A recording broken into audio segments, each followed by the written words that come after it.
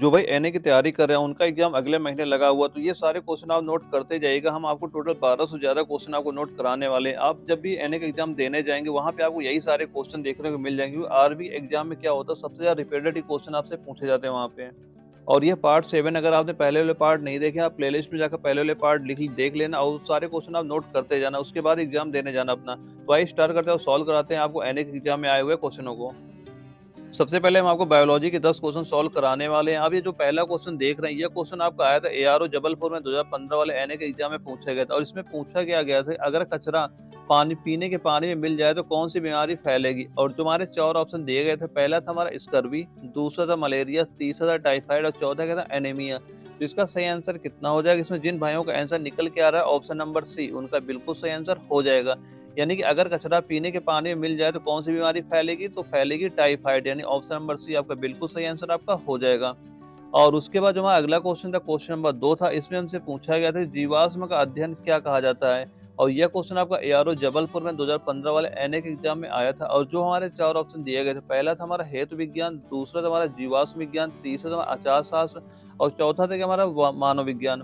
तो इसका सही आंसर कितना हो जाएगा, इसमें जिन भाइयों का आंसर निकल के आ रहा है यानी ऑप्शन नंबर बी उनका बिल्कुल सही आंसर हो जाएगा। यानी जीवाश्म के अध्ययन को क्या कहा जाता है, तो उसे कहा जाता है जीवाश्म विज्ञान कहा जाता है। ऑप्शन नंबर बी आपका बिल्कुल सही आंसर इसका हो जाएगा। और उसके बाद जो हमारा अगला क्वेश्चन था, क्वेश्चन नंबर 3 था। इसमें हमसे पूछा गया था कि झूम कृषि किससे संबंधित है। और यह क्वेश्चन का एआरओ मऊ में 2017 वाले एनए के एग्जाम में पूछा गया था। और जो हमारे 4 ऑप्शन दिए गए थे, पहला था हमारा छत खेती, दूसरा था हमारा सीढ़ी नुमा खेती, तीसरा था हमारा स्थानांतरण कृषि और चौथा क्या था हमारा जामुन की खेती। तो इसका सही आंसर कितना हो जाएगा, यानी इसमें जिन भाइयों का आंसर निकल के आ रहा है ऑप्शन नंबर सी उनका बिल्कुल सही आंसर हो जाएगा। भूमि कृषि किससे संबंधित है, तो यह संबंधित है स्थानांतरण कृषि से संबंधित है। दोस्तों ये सारे क्वेश्चन आप नोट करते जाइएगा। और इसके बाद जो हमारा अगला क्वेश्चन था, क्वेश्चन नंबर 4 था। इसमें हमसे पूछा गया था कि निम्नलिखित में से कौन सी गैस ओजोन परत के लिए सबसे हानिकारक है। और यह क्वेश्चन का एआरओ भोपाल में 2014 वाले एनए के एग्जाम में आया था।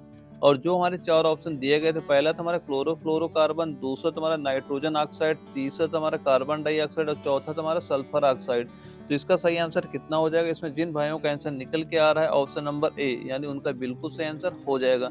यानी कौन सी गैस ओजोन परत के लिए सबसे हानिकारक है, तो वह हो जाएगी हमारे क्लोरोफ्लोरोकार्बन हो जाएगी। ऑप्शन नंबर ए आपका बिल्कुल सही आंसर हो जाएगा। और उसके बाद जो हमारा अगला क्वेश्चन था, क्वेश्चन नंबर 5 था। इसमें हमसे पूछा गया था कि निम्नलिखित में से मुख्यतः कौन पारा प्रदूषण करता है। और यह क्वेश्चन आपका एआरओ दानापुर में 2018 में पूछा गया था। और जो हमारे 4 ऑप्शन दिए गए थे, पहला था हमारा बहुलक, दूसरा था हमारा सीएफएल लैम्प, तीसरा था हमारा डीजल इंजन और चौथा क्या था ऑटोमोबाइल बैटरी। तो इसका सही आंसर कितना हो जाएगा, इसमें जिन भाइयों का आंसर निकल के आ रहा है ऑप्शन नंबर बी उनका बिल्कुल सही आंसर हो जाएगा। यानी मुख्यतः कौन पारा प्रदूषण करता है, वह हो जाएगा हमारा सीएफएल लैम्प हो जाएगा। ऑप्शन नंबर बी आपका बिल्कुल सही आंसर हो जाएगा। और उसके बाद जो हमारा अगला क्वेश्चन था, क्वेश्चन नंबर 6 था। इसमें हमसे पूछा गया था कि सोडियम बाइकार्बोनेट का सामान्य नाम क्या है। और जो हमारे 4 ऑप्शन दिए गए थे, पहला था बेकिंग पाउडर, दूसरा था बेकिंग सोडा, तीसरा था हमारा सोडा एस और चौथा क्या था सोडा लाइम। तो इसका सही आंसर कितना हो जाएगा, इसमें जिन भाइयों का आंसर निकल के आ रहा है ऑप्शन नंबर बी यानी सोडियम बाइकार्बोनेट का सामान्य नाम क्या होता है, उसका सामान्य नाम क्या होता है, बेकिंग सोडा होता है। यानी ऑप्शन नंबर बी आपका बिल्कुल सही आंसर आपका हो जाएगा। और उसके बाद जो हमारा अगला क्वेश्चन था, क्वेश्चन नंबर 7 था। इसमें हमसे पूछा गया था कि पारिस्थितिकी विज्ञान केंद्र कहाँ स्थित है। और यह क्वेश्चन आपका एआरओ उधमपुर में 2014 में आया था। और जो हमारे 4 ऑप्शन दिए गए थे, पहला था हमारा करनाल, दूसरा था बेंगलुरु, तीसरा था इलाहाबाद और चौथा क्या था नई दिल्ली। तो इसका सही आंसर कितना हो जाएगा, इसमें जिन भाइयों का आंसर निकल के आ रहा है ऑप्शन नंबर बी उनका बिल्कुल सही आंसर हो जाएगा। यानी पारिस्थितिकी विज्ञान कहाँ स्थित है, यह स्थित है बेंगलुरु में स्थित है। ऑप्शन नंबर बी आपका बिल्कुल सही आंसर हो जाएगा। और उसके बाद जो हमारा अगला क्वेश्चन था, क्वेश्चन नंबर 8 था। इसमें हमसे पूछा गया था कि नीली क्रांति किससे संबंधित है। और यह क्वेश्चन आपका एआरओ गुवाहाटी में 2018 में पूछा गया था। और जो हमारे 4 ऑप्शन दिए गए थे, पहला था हमारा मत्स्य विकास, दूसरा था हमारा दुग्ध उत्पादन विकास, तीसरा था हमारा कृषि विकास और चौथा क्या था हमारा सिंचाई विकास था। तो इसका सही आंसर कितना हो जाएगा, इसमें जिन भाइयों का आंसर निकल के आ रहा है ऑप्शन नंबर ए उनका बिल्कुल सही आंसर हो जाएगा। नीली क्रांति किससे संबंधित है, यह संबंधित है मत्स्य विकास से। ऑप्शन नंबर ए आपका बिल्कुल सही आंसर हो जाएगा। और उसके बाद जो हमारा अगला क्वेश्चन था, क्वेश्चन नंबर 9 था। और यह क्वेश्चन आपका एआरओ भोपाल में 2017 में पूछा गया था। इसमें पूछा गया था कि पर्यावरण प्रदूषण को किसके द्वारा नियंत्रित किया जा सकता है। और जो हमारे 4 ऑप्शन दिए गए थे, पहला था हमारा परमाणु विस्फोटों को रोककर, दूसरा था हमारा विद्युत वाहन विनिर्मित करके, तीसरा था हमारा गंदे पानी का उपचार, चौथा क्या था उपर्युक्त सभी। तो इसका सही आंसर कितना हो जाएगा? इसका सही आंसर हो जाएगा, जिन भाइयों का आंसर निकल के आ रहा है ऑप्शन नंबर डी, उनका बिल्कुल सही आंसर हो जाएगा। यानी उपर्युक्त तो सभी के कारण क्या करते हैं हम कर सकते हैं, यानी कि पर्यावरण प्रदूषण को किसके द्वारा नियंत्रित किया जा सकता है? तो वह नियंत्रित किया जा सकता है परमाणु विस्फोटों को रोककर भी, विद्युत वाहन विनिर्मित करके भी, गंदे पानी के उपचार से भी। यानी ये सही, अब सभी ऑप्शन हमारे सही हो जाएंगे। इसका सही आंसर हो जाएगा ऑप्शन नंबर डी, आपका बिल्कुल सही हो जाएगा। और उसके बाद जो हमारा अगला क्वेश्चन था, क्वेश्चन नंबर 10 था। इसमें हमसे पूछा गया था, लाल रक्त कणिकाओं के निर्माण के लिए शरीर का कौन सा अंग जिम्मेदार है? और जो हमारे 4 ऑप्शन दिए गए थे, पहला था हमारा हृदय, दूसरा था हमारा फेफड़ा, तीसरा था हमारा अस्थिमज्जा और चौथा क्या था हमारा मस्तिष्क था। तो इसका सही आंसर कितना हो जाएगा? इसमें जिन भाइयों का आंसर निकल के आ रहा है ऑप्शन नंबर सी, उनका बिल्कुल सही हो जाएगा। यानी लाल रक्त कणिकाओं के निर्माण के लिए शरीर का कौन सा अंग जिम्मेदार है? तो वह जिम्मेदार है हमारा अस्थिमज्जा, यानी ऑप्शन नंबर सी आपका बिल्कुल सही आंसर आपका हो जाएगा। आशा करते हैं दोस्तों ने बायोलॉजी के 10 क्वेश्चन नोट कर लिए होंगे। दोस्तों इसके बाद क्या करेंगे, आपको केमिस्ट्री के 10 क्वेश्चन नोट कराएँगे जो कि आपके एनए के एग्जाम में आए हुए हैं। दोस्तों ये सारे क्वेश्चन आप नोट करते जाइएगा, आपका जब भी एग्जाम लगे तो ये सारे क्वेश्चन एक बार पढ़ के ही जाना वहाँ पे। और जो हमारा केमिस्ट्री का पहला क्वेश्चन था, इसमें हमसे पूछा गया था कि सूर्य का लगभग 70% भाग निम्नलिखित में से किससे बना है? और ये क्वेश्चन आपका एआरओ दानापुर में 2016 में पूछा गया था। और जो हमारे 4 ऑप्शन दिए गए हैं, पहला था हमारा हाइड्रोजन, दूसरा है ऑक्सीजन, तीसरा है कार्बन, चौथा क्या हमारा हीलियम है। तो इसका सही आंसर कितना हो जाएगा? इसका सही आंसर हो जाएगा, यानी जिन भाइयों का आंसर निकल के आ रहा है ऑप्शन नंबर ए, उनका बिल्कुल सही आंसर हो जाएगा। सूर्य का लगभग 70% भाग निम्नलिखित में किससे बना है? तो वह बना है हमारा हाइड्रोजन से बना है। ऑप्शन नंबर ए आपका बिल्कुल सही आंसर हो जाएगा। और उसके बाद जो हमारा अगला क्वेश्चन था, क्वेश्चन नंबर 2 था। इसमें हमसे पूछा गया था कि नीला लिटमस पेपर अम्लीय घोल के संपर्क में कैसा हो जाता है?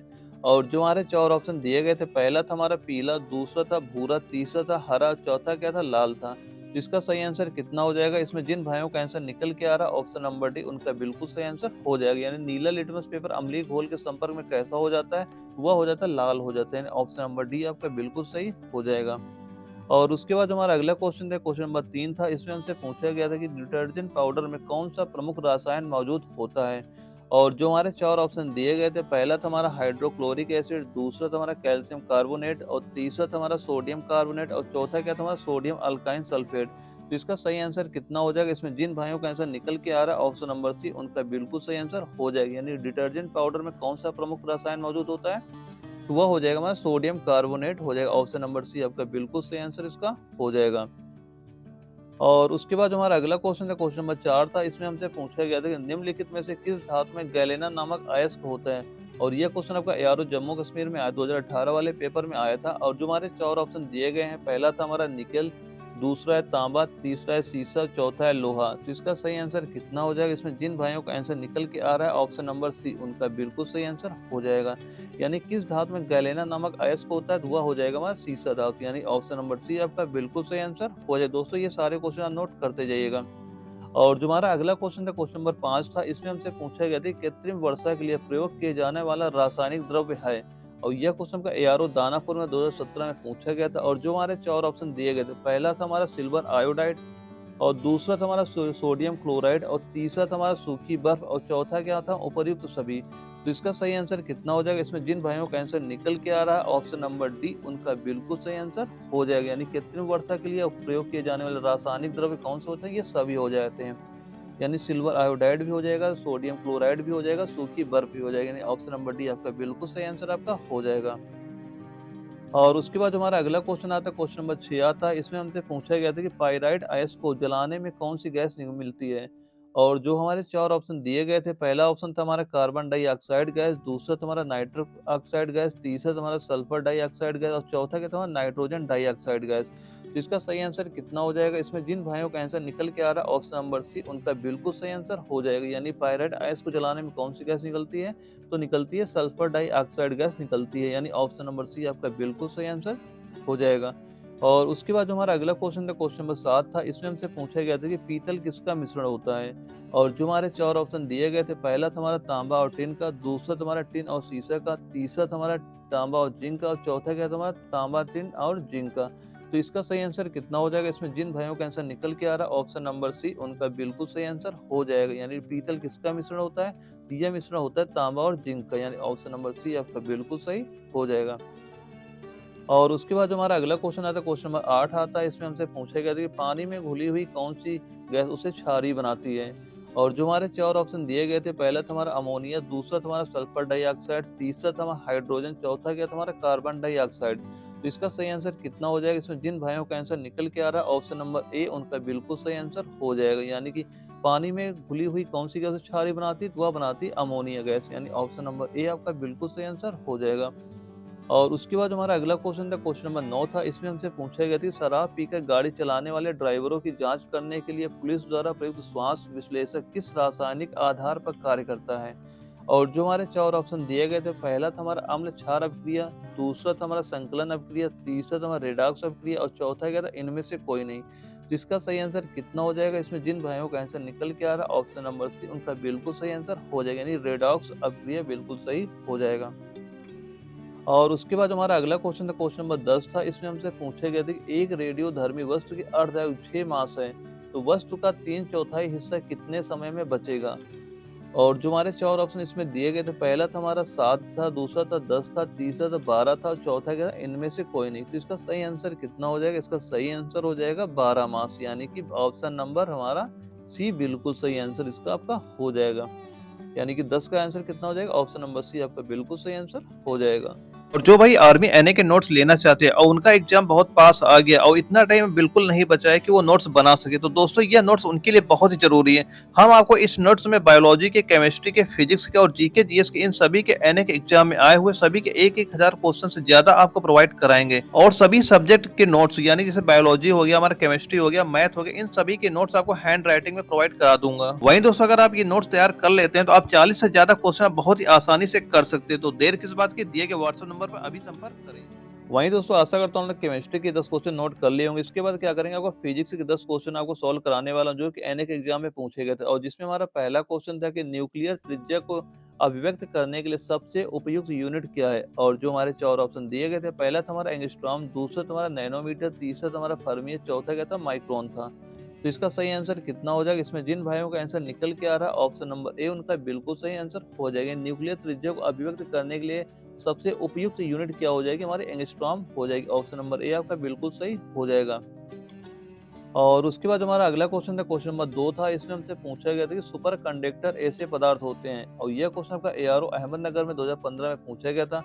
और जो हमारे 4 ऑप्शन दिए गए थे, पहला था हमारा कम तापमान पर विद्युत का चालन करते हैं, दूसरा था हमारा उच्च तापमान पर विद्युत का चालन करते हैं, तीसरा था हमारा जो विद्युत करंट के प्रभाव को न्यूनतम रोधिता देते हैं, और चौथा क्या था हमारा विद्युत करंट के प्रभाव को उच्च रोधिता देते हैं।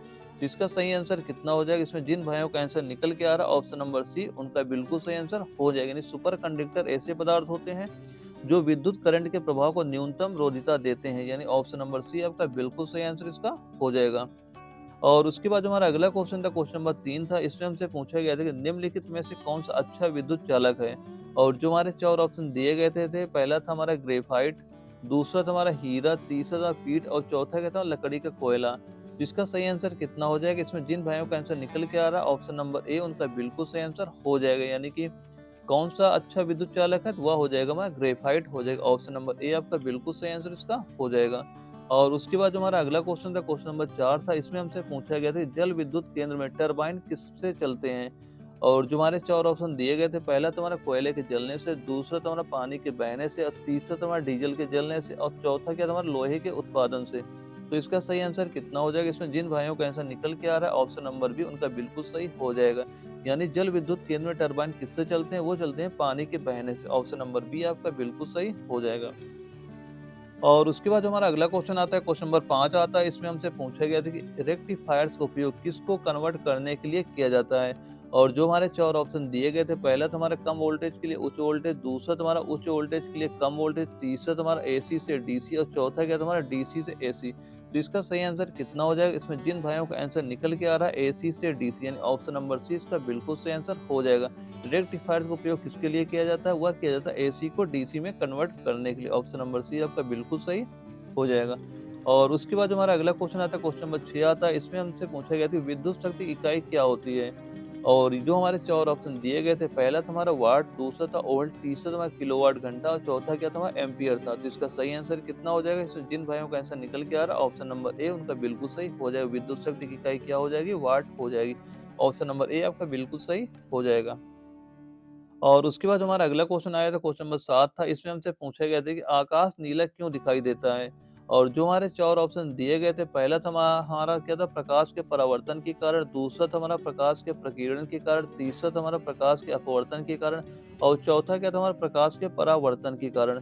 तो इसका सही आंसर कितना हो जाएगा? इसमें जिन भाइयों का आंसर निकल के आ रहा है ऑप्शन नंबर बी उनका बिल्कुल सही हो जाएगा, यानी प्रकाश के प्रकीर्णन के कारण, यानी ऑप्शन नंबर बी आपका बिल्कुल सही आंसर इसका हो जाएगा।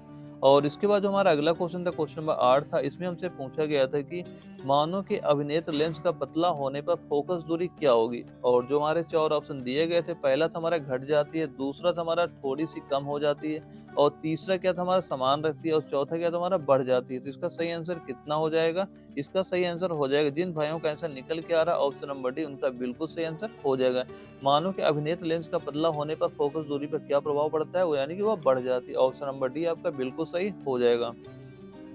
और उसके बाद हमारा अगला क्वेश्चन आता है, क्वेश्चन नंबर 9 आता है। इसमें हमसे पूछा गया था प्रकाश छोटे-छोटे कणों से मिलकर बना है जिसे कहते हैं, और यह क्वेश्चन का एआरओ मऊ में 2016 में पूछा गया था। और जो हमारे 4 ऑप्शन दिए गए थे, पहला था हमारा फोटॉन, दूसरा था इलेक्ट्रॉन, तीसरा था प्रोटॉन, चौथा क्या था अल्फा कण। तो इसका सही आंसर कितना हो जाएगा? इसमें जिन भाइयों का आंसर निकल के आ रहा है फोटॉन उनका बिल्कुल सही आंसर हो जाएगा, यानी प्रकाश छोटे-छोटे कणों से मिलकर बना जिसे क्या कहते हैं? फोटॉन बोलते हैं। ऑप्शन नंबर ए आपका बिल्कुल सही हो जाएगा। और उसके बाद जो हमारा अगला क्वेश्चन आता है, क्वेश्चन नंबर 10 आता है और इसमें हमसे पूछा गया था ध्वनि तरंगों की गूंज के लिए कौन जिम्मेदार होता है? और जो हमारे 4 ऑप्शन दिए गए थे, पहला था हमारा अपवर्तन, दूसरा था व्यतिकरण, तीसरा था परावर्तन, चौथा था हमारा ध्रुवीकरण। तो इसका सही आंसर कितना हो जाएगा? इसमें जिन भाइयों का आंसर निकल के आ रहा है परावर्तन, यानी ऑप्शन नंबर सी आ रहा है उनका बिल्कुल सही आंसर हो जाएगा। ऑप्शन नंबर सी इसका बिल्कुल सही आंसर हो जाएगा। दोस्तों आशा करता हूँ आपने ये 10 क्वेश्चन फिजिक्स के भी नोट कर लिए होंगे। इसके बाद क्या करें, आपको जीके जीएस के 10 क्वेश्चन नोट कराएंगे जो कि आपके एनए के एग्जाम में पूछे गए। दोस्तों ये सारे क्वेश्चन नोट करना, आपके एनए के एग्जाम में यही सारे क्वेश्चन वहाँ भी देखने को मिल जाएंगे, क्योंकि क्या होता है सबसे ज्यादा आपको रिपीटेड ही क्वेश्चन आपके आर्मी के एग्जाम में पूछे जाते हैं। और दोस्तों अगर ये वीडियो आपको अच्छी लगे तो वीडियो को लाइक करना, अगर आप चैनल में नए हो चैनल सब्सक्राइब करना ताकि आगे भी आपको इस तरह के वीडियो मिलते रहें। और जो हमारा जीके का पहला क्वेश्चन था, पहला क्वेश्चन में क्या पूछा गया था, भारतीय राष्ट्रीय कांग्रेस की स्थापना कब हुई थी? और ये क्वेश्चन आपका एआरओ भोपाल में 2017 वाले के एग्जाम में आया था। और जो हमारे 4 ऑप्शन दिए गए थे, पहला था हमारा 15 नवंबर 1980, दूसरा था हमारा 2 जुलाई 1992 और तीसरा था हमारा था 28 दिसंबर 1885 और चौथा क्या था अब 15 अगस्त 1947। तो इसका सही आंसर कितना हो जाएगा? इसमें जिन भाइयों का आंसर निकल के आ रहा है ऑप्शन नंबर सी, यानी कि 28 दिसंबर 1885 उनका बिल्कुल सही आंसर हो जाएगा। लेकिन भारतीय राष्ट्रीय कांग्रेस की स्थापना कब हुई थी? तो वह हुई थी 28 दिसंबर 1885 को हुई थी। ऑप्शन नंबर सी आपका बिल्कुल सही आंसर हो जाएगा। और उसके बाद जो हमारा अगला क्वेश्चन था, क्वेश्चन नंबर 2 था। इसमें हमसे पूछा गया था कि सांची के स्तूप को यूनेस्को की विश्व धरोहर में शामिल किया गया था। और जो हमारे 4 ऑप्शन दिए गए थे, पहला था हमारा 1889, दूसरा था हमारा 1890, तीसरा था हमारा 1891, चौथा क्या था 1908 था।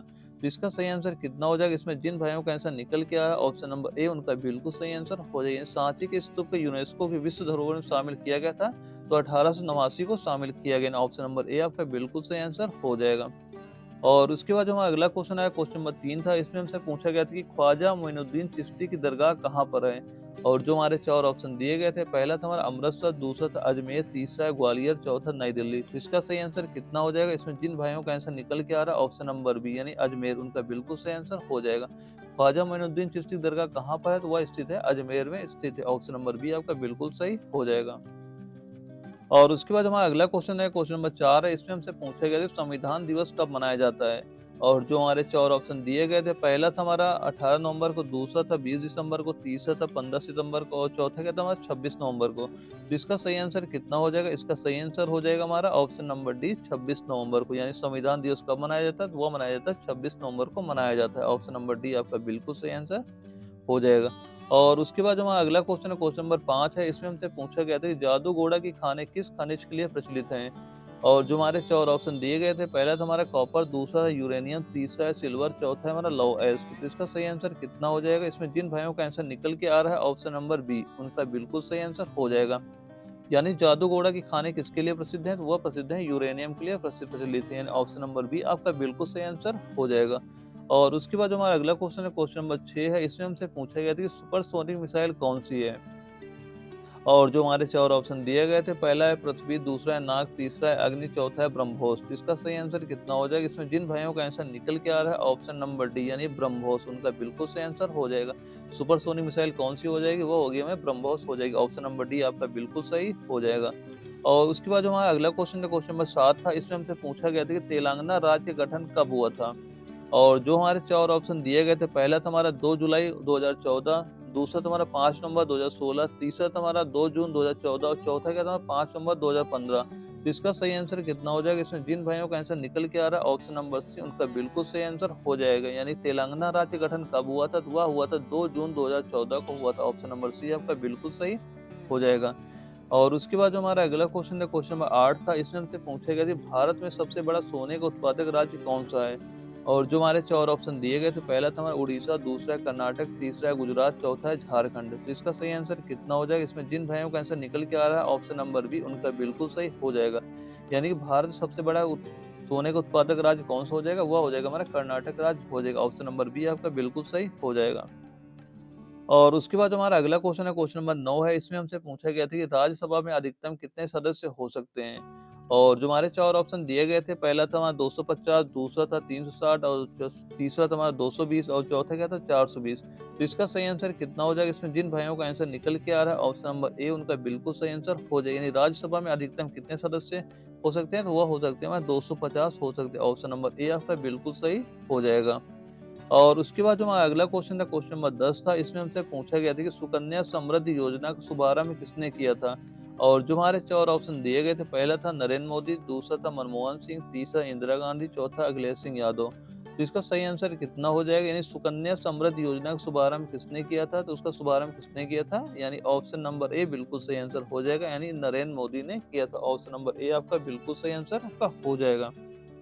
वहीं दोस्तों आशा करता हूँ आपने ये 40 क्वेश्चन नोट कर लिए होंगे। दोस्तों ये सारे क्वेश्चन नोट करते जाना। अब ये आपको जब तक एग्जाम लगेगा आपको मैं 12 से ज़्यादा क्वेश्चन नोट करा दूंगा जो कि आपकी आर्मी के एनए के एग्जाम में पूछे गए हैं। इससे ये फायदा ये मिलेगा, आप जब भी आर्मी एनए के एग्जाम देने जाएंगे वहाँ पे आपको यही सारे क्वेश्चन आपको वहाँ पे देखने को मिल जाएंगे। अब आप बहुत ही आसानी से अपना एग्जाम क्लियर कर सकते हैं। बस आप ये सारे क्वेश्चन नोट करते जाना और बाद इन्हीं को रिवीजन करके पेपर देने जाना है आपको।